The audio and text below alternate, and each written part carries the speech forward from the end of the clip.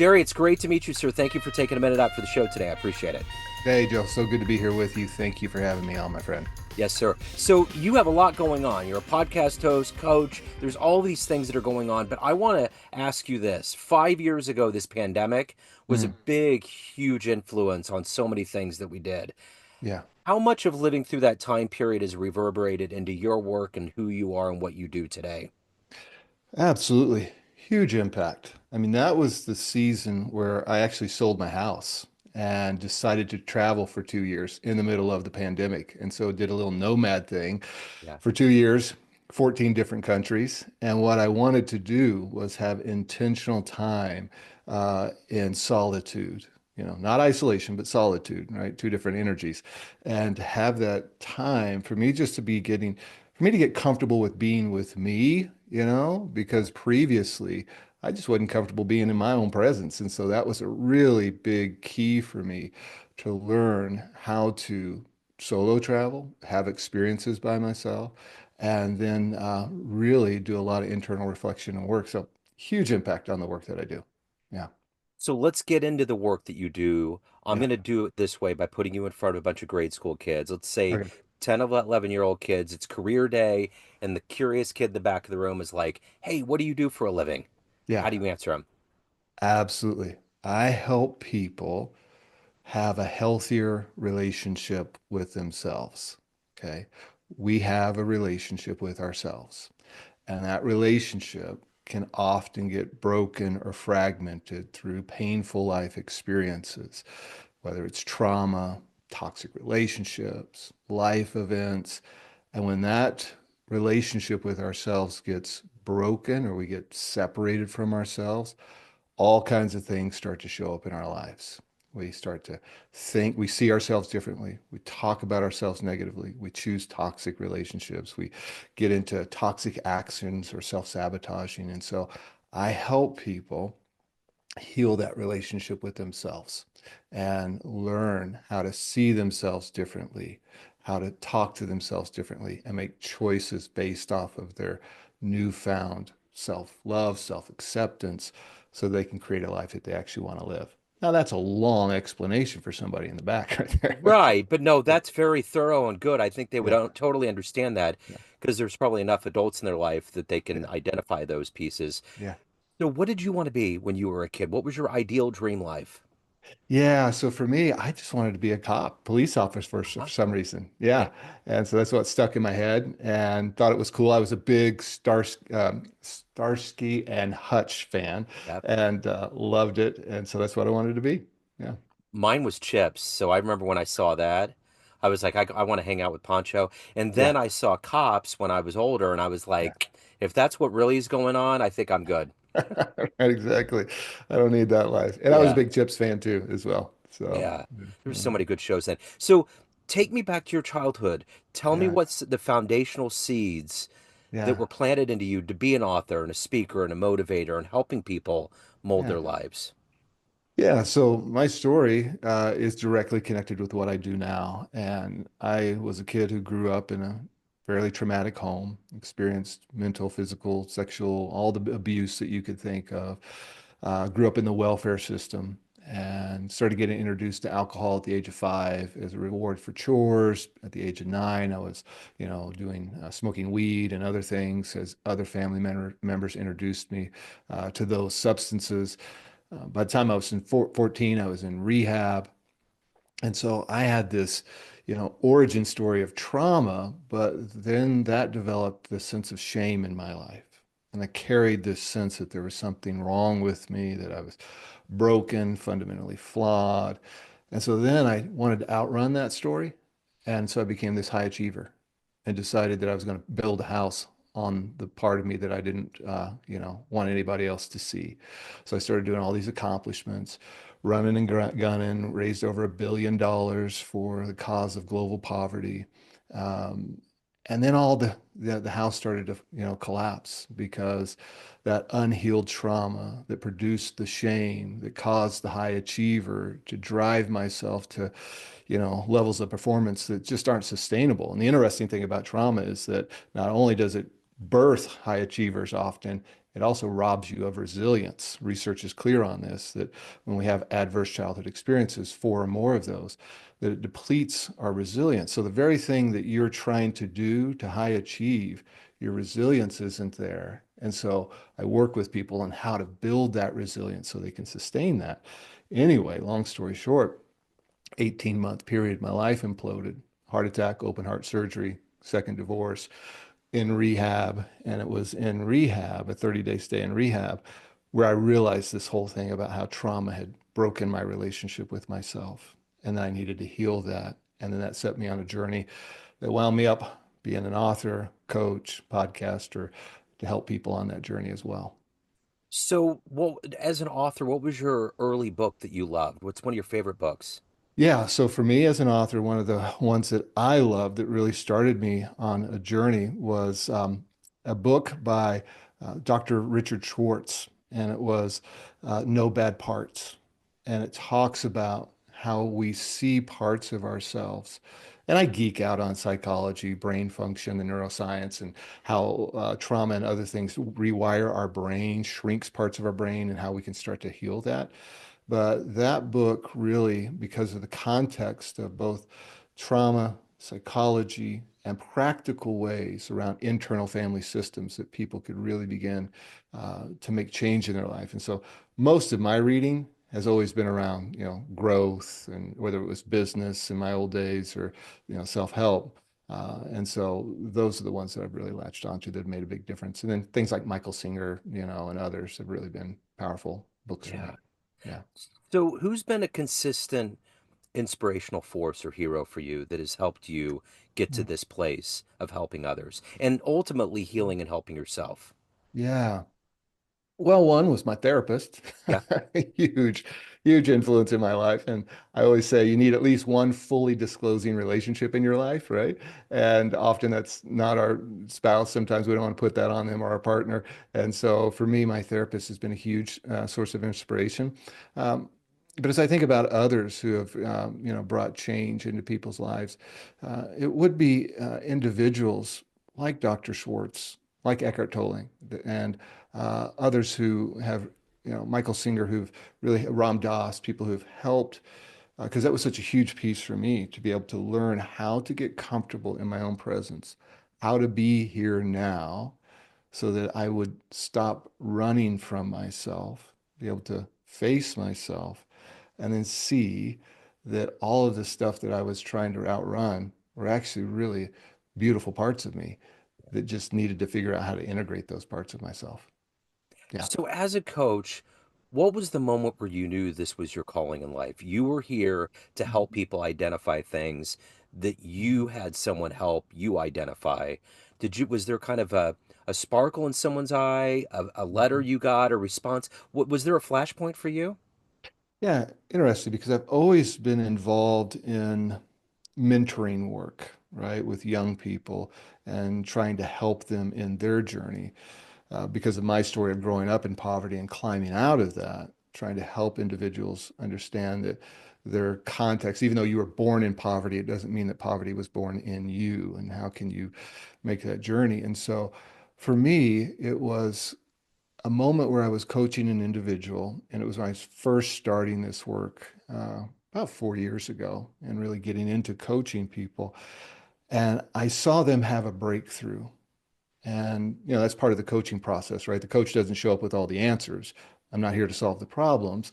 I'm here to be a partner in thinking and to help that person have their insights, their breakthrough. Because even the research shows that when I have a personal insight, it sticks with me much more than being told what to do. It fires and wires different in the brain. So I was working with a client and they had a real breakthrough of understanding that feeling that they were carrying about themselves, that there was something wrong with them, that they were able to make that connection back to their original story. And just seeing that breakthrough and the energy change for them and the emotions that came as a response to that, I thought I could do this for the rest of my life, help people in Yeah. this space. Yeah. So there's so many people, inspirational people that exist out there that have a powerful story. Mhm. If you can meet one of those people that have Mm. overcome, that have succeeded, that might help you further on your journey, who would you love to meet and talk to and maybe ask questions to? Wow, great question. That one's I haven't thought about that much, Yeah. And so, I mean, there's been so many people that I've admired in my life, that I've read their autobiographies, and many of them have passed, whether it's been Gandhi or, Nelson Mandela's story has been always a major influence in my life as well. But it's always been that story and that journey of overcoming and rising up out of adverse circumstances. And the person that's coming to my mind right now is Viola Davis. Yeah. Love her story and what she grew up in, how she was able to come out of that, and the voice that she has now, and that she doesn't use it just for arts and entertainment, but uses it to be a voice for the marginalized and to speak truth. I'd love to sit with her and hear her story. Yeah, So what gets you up every day to do this work? You're dealing with heavy stuff, helping people get through heavy things. What is the motivator for you to get up to do this job the best you can, but also to evolve as a yeah, human and take care of your own soul? yeah. I'd say what gets me up is I try to keep in mind that there's guys and gals like me, the 5, 6, 7 years ago, me, that are being driven and burning themselves out and imploding their lives. And they don't even know why. Yeah. There's this ghost that's chasing them that they're trying to outrun. And so being able to think if I could make an impact in one more person's life and see their transformation move away from that story, that energy, and the coping mechanisms that we wind up getting into, drinking, drugs, toxic relationships, all that stuff, say, help them heal. That's the thing that gets me up. So if there's another person out there that maybe I can add some value to.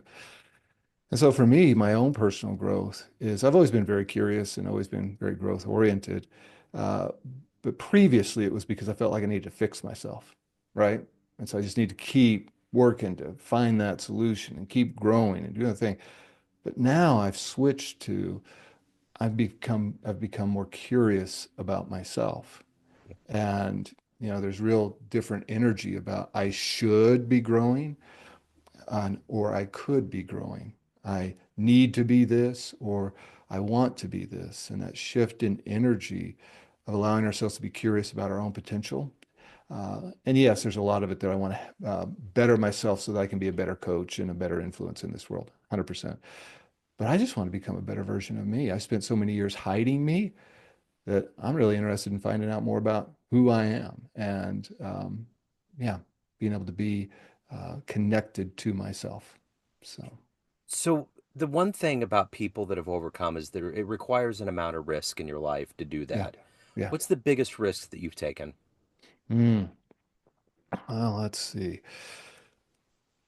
I would say the more recent big risk I took was moving away from a 17-year, very successful career in philanthropy work, paid very well, had all the benefits, had all of the future that, was there, that you had the plan of retirement, the whole story, and saying, no, I want to walk away from all of that. Made that decision to walk away from it, make the leap to go full-time coaching, not understanding exactly how the whole thing worked, and just knew that I really wanted to help people. And so that pivot, big risk, but it pays off every time that I show up on a phone call or in presence with somebody and help them in their journey and their story. So, So let's say you walk into a room of clients that you've helped over the years and people that you've worked with, and you can walk into this room, there's a podium, and you could tell those people a really good, fun story about you that maybe they don't know about. hmm. Something that would show a level of you that's not serious or that's not dealing with heavy stuff, but just a little bit of frivolity. What story would you tell them? Oh, cool. Yeah, I'll just think of a one where I met my wife. Yeah. So interesting, right? So we met on a dating app and we were supposed to meet at a certain place in order for us to, have our first date. And she was having a little trouble finding it. And so we then pivoted to meet somewhere else. And so I went to that other location. And while I was waiting there, now I have not met her yet face to face, right? I just have the profile. And so I have a lot of, anticipation of meeting her. Fantastic woman. And so I get there and she's not there. And then all of a sudden, this really strange, sketchy guy starts following me around. And so in my mind, I start to think, I think I'm getting scammed in this whole thing. I think I'm being set up for some strange scenario here. And, I'm out here, feels now all of a sudden pretty vulnerable. And I see this guy, and then all of a sudden he's got another guy that comes along. And then I'm trying to avoid them. And so I start walking around in the mall area and I find myself in a different location. And then they're there again. And I'm like, this is absolutely a bad situation. And so I jump in my car and start to drive off. And then I get a text from her. And she's like, "Hey, I'm here. Where are you?" And I'm like, "No, man, this is, probably that guy again." Anyway, turns out she just had gotten lost again. And then we were able to connect. And then wound up falling in love with this woman and married her 2 years later. And so it's been a beautiful journey. So Wonderful. yeah, So let's say you have a dream tonight. You run into a much younger version of you at like 18 years old, and you yeah, could give that version of you a piece of advice based on this life you've lived, the wisdom you've accumulated. What yeah. advice would you give that young version? There's nothing wrong with them. Yeah, They're going to be okay. What happened wasn't their fault. yeah, And yeah. yeah. Mhm. So, of everything that you've done, accomplished, overcome, and evolved into, what are you the proudest of? I'm proudest of my decision to one, get sober and then learn how to fully love myself. Yeah. Yeah. Mm. So, everyone has a perception of you family, friends, clients, readers, podcast listeners, everyone that knows you, but you run the show. What's Mm. your perception of you? Who do you think you are? I'm just a guy who is, you know, doing my best, and that's good enough. And I'm just really nothing special other than a person who has a story and is so thankful that I made the choice to start the journey of healing. And so thankful that I can be able to help other people. And so just a guy out here trying to do his best to help make the world a better place. That's about it. Absolutely. And me be a better person. So Yeah. So yeah. let's say Netflix uses AI and comes up with a new service where you can sit down, hit a button, and get transported into any event in the history of human beings and see it with your own eyes. What Hmm. event are you going to? What would you love to have seen happen unfold in front of you? Wow. Um, History of anything in the world transported back. I get to see it in that moment. Big Bang, man. Let's go Okay. there. Bring your earplugs. Yeah, exactly. Uh-huh. Yeah, let's That'd be see what awesome. happens. Yeah.